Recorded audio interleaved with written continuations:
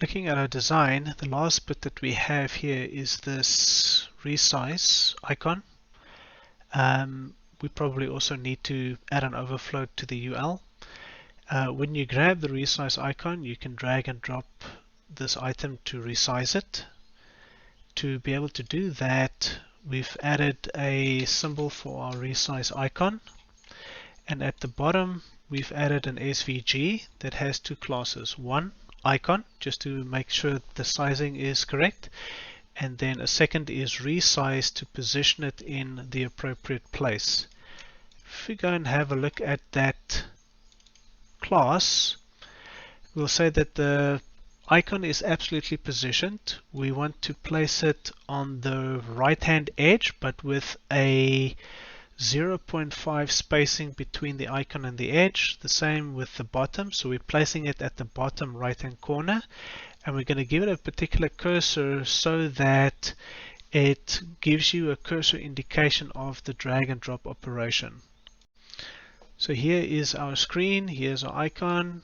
You can see that the cursor is sitting on the SVG correctly. It has a bit of spacing on it, so the resizing interaction is now ready to be used. In the design, the coloring of the resize is a little bit dimmer, so we'll probably need to go and just fix that up as well. To get the resizing to function, it's actually quite simple.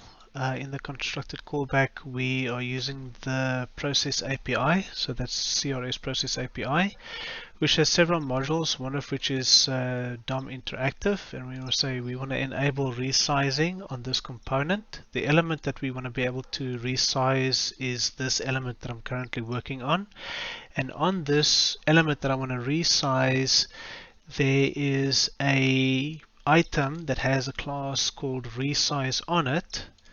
So use that icon as the resize handle for me, and I don't have any minimum or maximum size that I want to define on it. Very importantly though, if you enable the resize, just make sure that on your disconnected callback you disable the resize again, and in this case we're passing on the element. So just by adding this to our code, we now have resizability of our element. Going to the browser, here's our handle. We can click and move it around. You can see that it now resizes accordingly.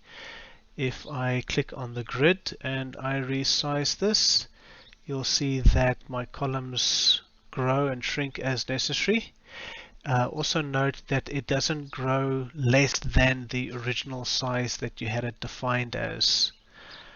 And now we have resizability. The only thing that's left for us to do is to work on the filter.